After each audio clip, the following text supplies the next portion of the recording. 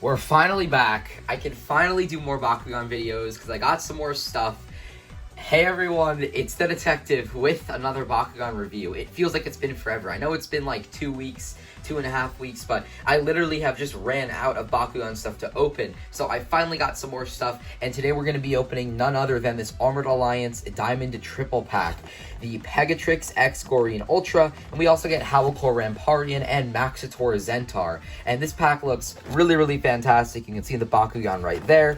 You can see the Bakugan on the back, and before I actually open this up, I just want to give a huge shout out to Somebody Cosplays on Instagram, aka Alex. We actually met a couple years ago at MomoCon at the Bakugan booth. I've been following him since then. He hooked me up with these. He did request that I give him a shout out, but I was already planning to do so before. He does some really creative stuff, and you'll see a couple of his posts probably on the screen right now. You'll probably see my comments on some of his posts as well. I'll have the link to his Instagram down below, and I have a few other things that I got from him as well. So again, just huge thanks to Alex. Somebody Cosplays on Instagram, and let's just actually open this up and take a look at what we get inside.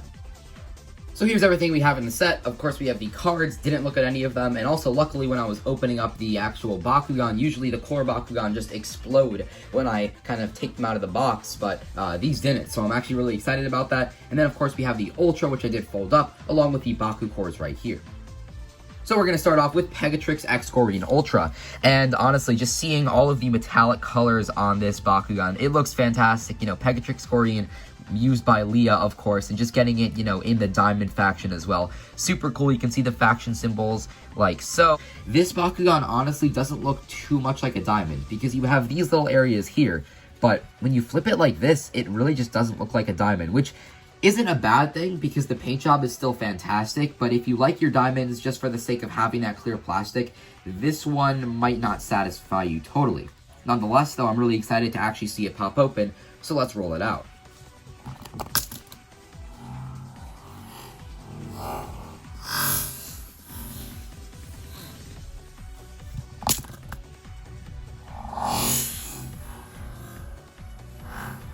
So here is Diamond Pegatrix X GOREENE Ultra, and this is absolutely a majestic design. It may not have had, you know, so much of that clear plastic showing when it's in the ball form, but when you fold it out, you know, the wings in this kind of top part really get themselves out of the way, and then the rest of this body is just all clear plastic, so it looks really fantastic. I love how it introduces and integrates some of the elements from both Pegatrix and GOREENE. You know, you have the wings as well, and the tail, and of course the Pegatrix head, so it is mainly a Pegatrix type Bakugan, but then you have the really stocky and beefiness on these frontal legs that GOREENE kind of has with his legs and arms. The paint job on this Bakugan is especially nice.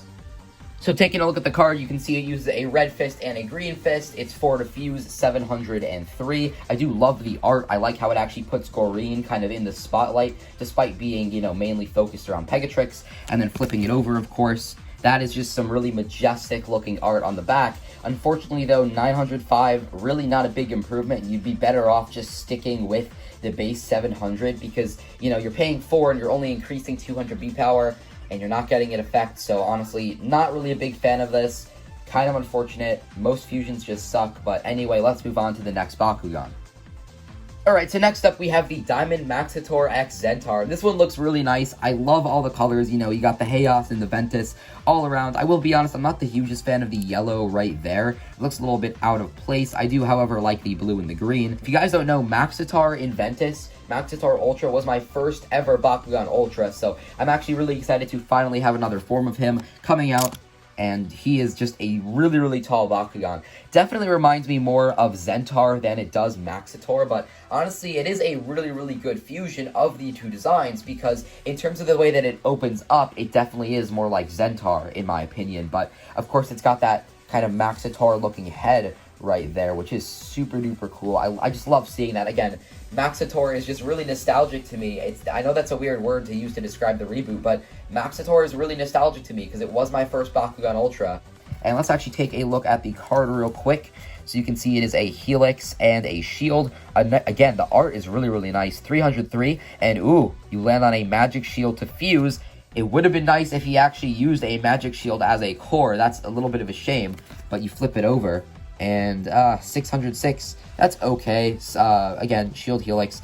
If that shield was a magic shield and not an orange shield, I feel like this would actually be playable, because then, you know, magic shield to fuse, that means you're going to be at 950, 3 damage, and then you fuse, and then that puts you up to 1250.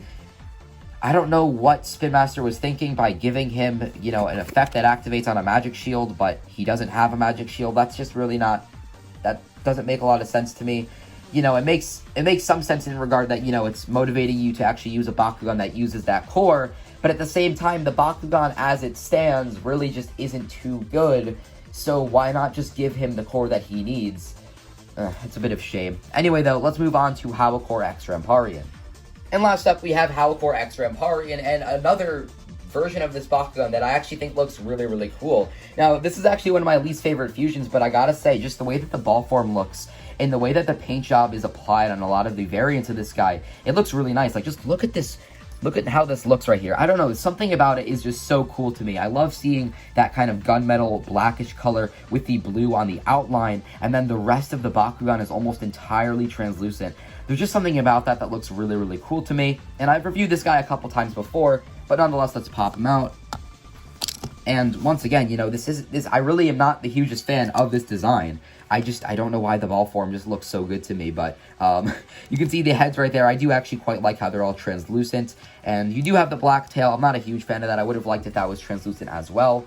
Nonetheless, a cool design. This is, however, my first time actually reviewing this guy in his native faction, being Aquos and Darkest. So let's take a look at the card real quick. You can see it right there. And we have double green fist, not a fan of that. 6 to fuse, I wonder what he does. 505, not looking too good. And you flip it over, that is some really cool art. 1406 though, honestly, I don't think that's worth it, because he's just so weak in the base form. You know, 505 would be good if he had different cores, but double green fist really just isn't going to cut it for this guy. So we actually get the Diamond Evos as well, which is really cool, because not only are these cards from Shields of Destroya, which still hasn't been released for some reason, but we also didn't get the Diamond Evos in a couple of the other Diamond packs from Armored Alliance for some reason, so it's actually pretty cool to actually get them in this set. Starting off with Pegatrix GOREENE, it costs 6, 1210, on a red fist, plus 700. That's actually pretty cool, if only the card itself wasn't too good, but that's really nice looking. Maxitor X Zentar for 6, 1515, also not super good. And Howlcore X Ramparian has got to have the coolest art. This art is just really cool. It costs 8 for 1808. It's also got Shadow Strike and 5 Frost. That's really cool, if only the Howlcore Ramparian itself wasn't so bad. So here are the Baku cores. Before we show that though, here is the card. We have just Dragonoid Treaderous on this Gate Trainer here. And then looking at the cores themselves, unfortunately all of the cores except for this one actually have the fusion based effects. This one's actually not too bad though, because on a Chaos, or for a Chaos or Ventus Bakugan, you get plus 400. That's actually not too bad. So that basically wraps it up for my review on the Pegatrix X GOREENE Diamond Pack.